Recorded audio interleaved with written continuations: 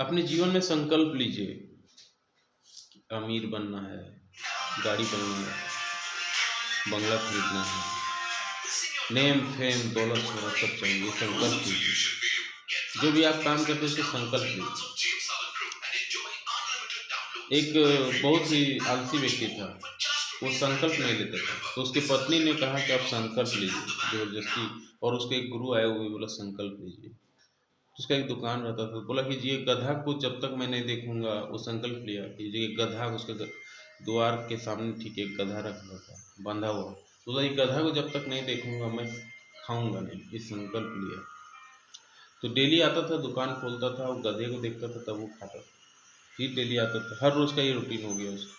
आता था, गधा को देखता था, खाता था, आता था, गधे को देखता। देख उसका पत्नी भी जान गई बहुत आलसी आदमी है, बहुत चालाक आदमी है। और उसका गुरु भी जान गया कि इसे सकना मुश्किल है। तो हर दिन वो ऐसा करता था। एक दिन देखा कि गधा बंधा हुआ वहां नहीं, तो उसे भूख लगने लगी जोर से। 10 बज गया, 11 हो गया, 12 हो गया, 1 बज गया, 2 बज गया। देख रहा है कि गधा है नहीं, क्योंकि संकल्प लिया है कि जब तक गधे को नहीं देखेंगे खाएंगे नहीं। वो उसका घर गया, उसकी पत्नी से पूछा कहाँ गधा कहाँ गया। बोला ये इसके मालिक ले गए हैं, मिट्टी कोड़ने ले गए। तो ढूंढने लगा, ढूंढते ढूंढते ढूंढते 3 बज गया, 4 बज गया, तब गधा मिला, मिट्टी कट रहा था। उसका मालिक, हाँ देख लिया देख लिया देख लिया। तो गधे का जो मालिक मिट्टी खोद रहा था, उसे सोने का घड़ा मिला। वो दूर से ही बोल रहा था देख लिया देख लिया देख लिया, वो दुकानदार। तो गधे का मालिक बोला ठीक है, देख तो लिया, तुमको भी आधा मेरा भी आधा, तुम्हारा भी आधा मेरा भी आधा।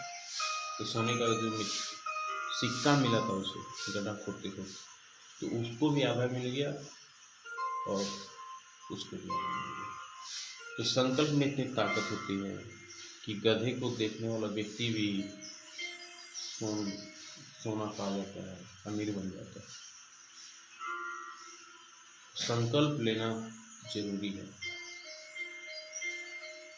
इसी तरह से हर काम को बार बार करना भी जरूरी है। तब जब भी आप कोई भी काम बार बार करते हैं, बार बार करते हैं, बार बार करते हैं, तो उसमें आपको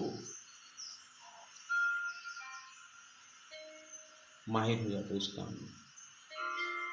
संकल्प लीजिए और काम को बार बार करिए। ना नेवला और सांप की लड़ाई देखे होंगे आप लोग। तो नेवला और सांप की लड़ाई में बहुत ही आसान नहीं होता है। सांप नेवला को जहर मारता है, नेवला बेहोश होता है।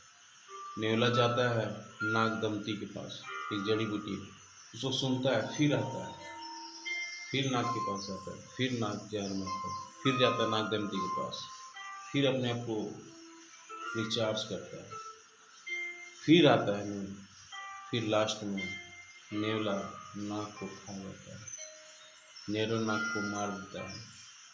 तो बार बार प्रैक्टिस करने से आदमी माहिर हो जाता है।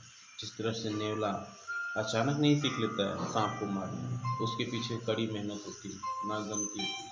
बेहोश होता है, नागदमती के पास जाते हैं, फिर रिचार्ज।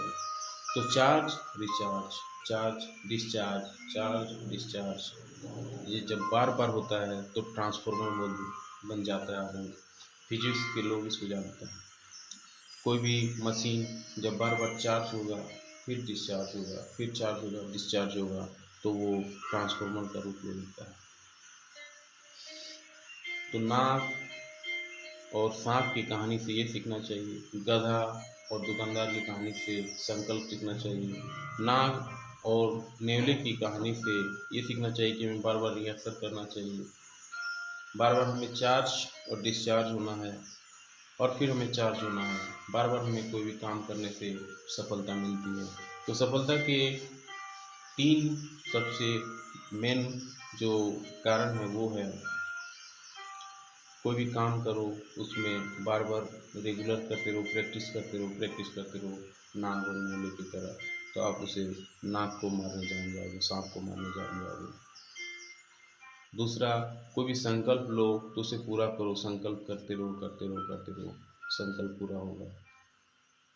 चार्ज डिस्चार्ज होने से आपको प्रैक्टिस बढ़ जाएगा। जय हिंद।